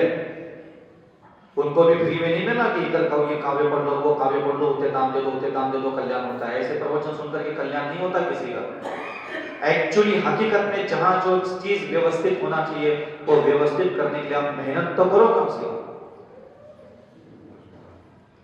क्या गजब की आंखें देखना चाहते हैं मेरे प्रभु। प्रत्येक जैन धर्म में पैदा होने वाले व्यक्ति की आंखें कितनी सुंदर आंखें देखना चाहते हैं, जिन आंखों से दया निकलती, करुणा निकलती। 24 घंटे के लिए वैसा थोड़ी ना कोई कुत्ता मरा हुआ आ जाए तो दया निकले है। हम दुनिया भर के अहिंसा प्रभु धर्म की बातें करते हैं, भगवान तो उनके पूजा पाठ जाप सूत्र की बातें करते हैं, दुनिया भर के व्रत नियम तप लग करके बैठे। आप मुझे बताइए, आप अपनी आंखों का इस्तेमाल कभी किसी स्त्री को बहन समान देखने के लिए, कभी किसी के लिए दया से देखने के लिए भी कभी 40 सेकंड का भी कभी अपनी आंखों का इस्तेमाल किया हो तो बताओ। आंखें तुम्हारे पास ही है, रोशनी भी तुम्हारे पास ही धरी लगी है। बचपन से मुझे हर चीज दिखती है जो सामने है। कभी भी अपनी आंखों का इस्तेमाल 40 सेकंड के लिए, 1 मिनट भी किसी जिंदा जीव को दया से देखने के लिए तुमने अपनी आंखों का इस्तेमाल किया हो तो बताओ। जिंदगी भर पूरा मुंह चला रहे हो, बड़ बक रहे हो, मंदिर में आकर के लाल किताब बक लेते हो, घर जाकर के इंसानों के साथ बक कर लेते हो। कभी किसी के साथ 3 मिनट भी तुमने दया से बात की हो तो बताओ। पूरी जिंदगी भर सारे संसार के वस्तुओं को राग से, द्वेष से, घृणा से, अश्लीलता से, असभ्यता से, काम वासना से छूने में घंटों निकाल रहे हो। तुम खुद बताओ, इन हाथ की हथेलियों को कभी किसी के सिर पर, किसी की पीठ पर दया से रख करके उसको 15 सेकंड भी छुआ हो तो बताओ। छुअन में कभी दया दी हो तो बताओ। पैसे के बंडल फेंक करके, चावल के चटके उड़ेल करके, दुनिया भर के सारे सोले का खाना खा करके ये पहलवानी दिखा रहे हैं मोक्ष मार्ग में। तुम्हारे ही तीर्थंकरों की कहानियां तुम बचपन से पढ़ रहे हो। पैर के तलवे तुम्हारे पास है। कभी जिनेंद्र भगवान की आज्ञा के अनुसार इस धरती पर तुम कितना चले, कितना चलोगे। अभी कभी 10 कदम की दया से इस धरती पर कदम रखा हो तो बताओ। तुम कौन सी दया की बातें करते हो? तुम्हारा कल्याण आखिर किस वजह से होने वाला है तुम बता सकते हो? एक स्त्री ने क्या तुझे पसंद कर लिया, एक पुरुष ने क्या तुझे पसंद कर लिया, कोई 2-4 लोग जिंदा इंसान तुम्हारा कावरा बावरा दीवाना बनकर के क्या गली में घूमने लगे, तुम जिनेंद्र भगवान के आदेश को भूल गए, पूरी दुनिया के सारे सार को भूल गए। क्या है तुम्हारा जीवन का रहस्य? यही तुम्हारे जीवन का अंतिम सत्य है कि अगल बगल के 2-4 पुरुषों ने पसंद कर लिया, अगल बगल के 2-4 महिलाओं ने पसंद कर, पूरा दिमाग, पूरी आंखें, पूरा चेतना, पूरा पुण्य, पूरा शरीर, पूरा भाव, पूरा जैन धर्म, जैन कुल भी हमने मिट्टी में गाड़ करके उसको खुट्टे में टांग दिया है आज के समय में। जी किसके लिए रहे? नहीं कि तुम जी रहे हो। 2-4 लोग इधर से उधर से पटिया करके रखे। ये कारण है हमारा अनंत काल तक संसार में परिवर्तन करने का। इसलिए ध्यान रखना, किसी भी के भी किसी दुनिया के चमत्कार के पर भरोसा मत रखना। हमने अपने जीवन में देखे होंगे कम से कम 4-5 हजार आते हैं, उससे भी ज्यादा देखे होंगे। कानों कान खबर नहीं होने देते हम किसी को अपने चमत्कारों की। क्या लेना देना? दुनिया का सबसे बड़ा चमत्कार है मेरे प्रभु का ज्ञान। और मेरे प्रभु का ज्ञान जब मैं धारण करके उसको अपनी इंद्रियों में स्थापित करके उसका जो अद्भुत आनंद लेता हूँ, हजारों करोड़ लाखों देवी देवता भी पीछे खड़े रहते ना, उनका भी जितना मजा नहीं था जितना इस इंद्रियों को ठीक ठाक इस्तेमाल करने में जितना आनंद आता है। कर्म काटने के लिए दुनिया भर के उपाय कर रहे हैं, कर्म कट रहे ऐसे मुंह से जबानी से अष्टकर्म तुम्हारे धोखम पट्टी से कट रहा होगा। कटहल तुम्हारे कटहल पट रहे, तुम्हारे घर का एक आदमी लेकर मैं तुम्हारे घर के किसी आदमी के मुंह से सुनना चाहता हूं कि हमारी चाची स्वर्ग जा रही है, देव पक्का बनेगी। 40-40 साल से 8-8 पूजा करने वाले टुकड़िया भी लेकर आए अपने घर से किसी को उठा करके कि महाराज पूछ लो इसको, मैं देव बनना चाहते कि बन सकते भी नहीं बन सकते, इसको पूछ लो। इतना सा 12 साल का लड़का भी तुम्हारे लिए नहीं बोल पाएगा कि दादी का कोई ठिकाना नहीं, हरकत ही नहीं उसके। मंदिर में तुम लोगों की सारी पहलवानी चलती है, इधर चिन्हवानी मैया, इधर विनय पाठ, इसका ऐसा करना चाहिए, उसका ऐसा करना, इतना पुण्यस्थान, इतना भाव, इतना ये जीवित चलो होते चलो, ये नंदीश्वर जी में ऐसा होता है, ये ऐसा होता है, ऐसी बातें बोल बोल करके भाई का कुछ आसपास के लोगों पर है ना रोक छाड़ करके बैठी, बहुत पंडिताई बन करके बैठी। ये मत करो, ऐसा जीवन बिल्कुल शानदार जीवन जीना चाहिए। और आज मुझे लगता है आप लोगों को बहुत अच्छा चिंतन मैंने दिया, क्योंकि मैं इसको 18 साल से अपने आंखें, वाणी, अपने शरीर की इंद्रियों में स्थापित करके दिन गुजारा। हाँ, शुरू में थोड़ा सा तकलीफ होती है, शुरू में तकलीफ हो इसलिए होगी क्योंकि अनंत काल के संस्कार है हमारी इंद्रियों में उटपटांग हरकतें करने की। वो थोड़ी ना एक दिन में दूध की तुली बन जाती है, महीनों तक पीछे करो इसका। तो कोई भी 5 शब्द ले लो, एक क्षमा शब्द ले लो, आर्जव शब्द ले लो, मार्दव शब्द ले लो, विनय शब्द ले लो, दया शब्द ले लो, अकिंचन ब्रह्मचर्य, इतना काफी है। तो कल कौन से धर्म का धारण करोगे बताओ? कल आप कौन से धर्म का पालन करोगे? नहीं, आपको धर्म पालन करना कैसे होता है सिखाना हो मैं। हाँ, आप अपनी आंखों में कल क्या धारण करोगे? चलो सबको मैं आदेश देता हूँ, तुम लोग को कुछ दिमाग को लगाओगे नहीं? दया। कल दिन भर सुबह पलके खुली नहीं, सीधा मेरा चेहरा याद आना चाहिए। महाराज ने कही थी, महाराज ने कही है, आज दिन भर मैं अपनी आंखों की दया अलग नहीं होने दूंगी। दूसरा, अपनी जबान को कमांड दो, आज किसी से भी मुझे बात करना है। कैसे बात करोगे? मैं आज दिन भर अपनी वाणी से मेरे आसपास आने वाले प्रत्येक मनुष्य, देवी देवता, जानवरों के साथ, चाहे वो मेरे ऊपर कैसा भी व्यवहार क्यों ना करे, मैं अगर मेरे मुख से शब्द निकलेंगे तो दया की टोन में ही शब्द निकलेंगे। कल दिन भर आप किसी को भी छू लो, मुझे कोई लेना देना नहीं है, लेकिन आपकी छुअन में क्या रखना है? दया रखना है। धरती पर कितने भी चलो, कितना भी कुंदा फांदी करो, कितने भी जाओ, मुझे कोई लेना देना नहीं है। तुम धरती पर प्रत्येक कदम दया से रखने की कोशिश करोगे। कल कौन सा धर्म का पालन करना है? दया धर्म का पालन करो। धम्मो दया विशुद्धो, दया धर्म का मूल है। अगर मान लो कल कई मंदिर में देवी देवता बैठे होंगे, आसमान से कोई विमान से जा रहे होंगे, सबरी ललितपुर बाइया देख करके देवताओं के विमान ऐसे घुमा घुमा करके लाना चाहिए। भैया ललितपुर में कहाँ हो रहा? सबरी बाइयों की आंखों में, वाणी में, हाथ की हथेली पैर के तलों में दया दया प्रभु खाई और सुधरी सुधरी सी घूम रही सब। समझ में आ रहा है? तो देवताओं के सिंहासन कंपायमान होना चाहिए आपके धर्म के प्रभाव न देख करके। ऐसा थोड़ी ना होता है कि नमो लिप्ताना पढ़ने में सफलता प्राप्त करना है, नहीं। अरहंतों का जाप इसलिए करने के लिए कहा था ताकि जैसा उनका हृदय, जैसी उनकी बुद्धि, जैसी उनके शरीर की इंद्रियां सुंदर व्यवहार करती थी, जितेंद्रिय थे मेरे प्रभु, इंद्रियों पर विजय प्राप्त करने के लिए। तो इंद्रियों पर विजय प्राप्त करने का मतलब ये नहीं होता कि कोई और कोई मथनी चलानी अंदर, इसी का मतलब होता है इंद्रियों पर विजय प्राप्त कर लिया, जितेंद्रिया। तो शुरुआत तो करो अभी इस जन्म में, घर गृहस्थी में बैठ करके थोड़ा बहुत। तो कल दया लेना, परसों विनय लेना, नरसों क्षमा लेना, फिर अकिंचन लेना, फिर सरलता लेना, फिर और कुछ ले लेना। बहुत सारे शब्द है, छड़ी की छड़ी है, भगवान ने इतनी सारी चिन्मानी लिखी। तो आपको कुछ कहा हमने समझ में आ गया? है? नहीं आया? तो थोड़ा तारीफ कर लो। तालियां नहीं, तालियां नहीं, ऐसे मुख से तारीफ करना चाहिए, जैसे भगवान की। कौन करेगा? कोई नहीं करता तारीफ। गुरुवर आप बहुत दयावान वाह हैं। वाह वाह, गुरुवर आप बहुत विनयवान हैं। वाह वाह वाह। गुरुवर आप बहुत क्षमावान हैं। गुरुवर आपने हाँ। 10 धर्मों को अंगीकार किया है और आप उनके पद पर चल रहे हैं। ऐसे हम सभी आपके बस उसमें अब मुझे रोना आने लगा। मुझे वरदान देने का मन कर रहा है इस पर, जैसे मानता हूँ भगवान के देवता है वरदान देने की। नहीं, लेकिन आप लोग घर में रहिए। देखो बहुत सारी चीजें होती है, मैं जानता हूँ बहुत सारे क्रिया कर्म भाव आपके अंदर नहीं होना चाहिए, वो भी आते हैं, क्योंकि हम जहाँ भी रहते हैं ना, हम किसी को भी दोष दे करके बच नहीं सकते। एक तो आप दूसरों को दोष देना बंद करो। सारे कर्मों के लिए, सारे विवादों के लिए, सारी परेशानियों के लिए हम स्वयं जिम्मेदार होते हैं। आज हम भी 18 साल से देखो लाखों करोड़ों का मंत्रों का जाप करते हैं, सारे धर्मों का पालन कर रहे हैं। कौन सा हमारी स्थिति या परिस्थितियां बदली बताओ? कोई आगे पीछे आपको दिख रहा है कि मेरे कुछ आगे पीछे है? हमें अपने धर्म पर भरोसा रखना चाहिए। सम्यक धर्म को करो, क्या लाभ मिल रहा है क्या लाभ नहीं मिल रहा है ये पलट करके देखो भी मत। दिन बदल क्यों नहीं गए कभी नहीं देखा मैंने अपने जीवन में।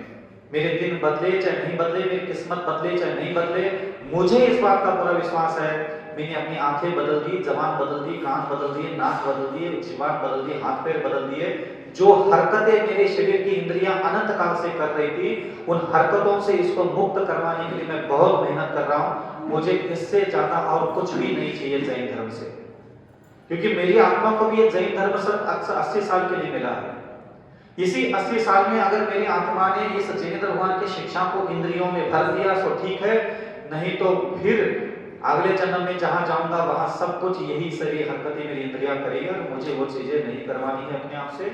इसलिए मैं भी ये चाहूंगा कि आप घर में रहिए, आप अपनी आंखों में, अपनी वाणी में, आपकी हथेली में और पैर के तलुओं में, ये 4 चीजों में कभी क्षमा भाव, कभी दया भाव, कभी करुणा भाव, कभी परोपकार का भाव, कभी सरलता का भाव, कभी विनय का भाव धारण करें, ब्रह्मचर्य का भाव, अकिंचन्य का भाव धारण करें और पूरा एक शब्द के साथ पूरा दिन गुजारें। एक दिन में 2-2 चीजें नहीं करने का, कभी कंफ्यूजन में आ जाओगे। एक ही भाव, शुरू में उतार चढ़ाव घटन बढ़न होगा, लेकिन धैर्य रखना। जैसे भूल जाओगे तुरंत अपनी आंखें, तुरंत अपनी वाणी, तुरंत अपनी हाथ की हथेली, पैर के तलवों में सावधानता लेके आना, क्योंकि मुझे ऐसा लगता है मेरे प्रभु अविचल सागर जी की 5 इंद्रियां और मन ठीक से काम करते हुए देखना चाहते हैं। कोई भी मेरा भगवान मुझे पाप करते हुए नहीं देखना चाहता, ना पुण्य कमाते हुए देखना चाहता। मुझे सिर्फ ये शिक्षा देना है इस जीवन में, और कोई काम नहीं जैन कुल में उत्पन्न होने के बाद, चाहे घर गृहस्थी बसा लो और चाहे संन्यास ले लो, काम तो एक ही करना है। उठो, बहुत हो गया। बोले स्वामीनाथ भगवान की जय।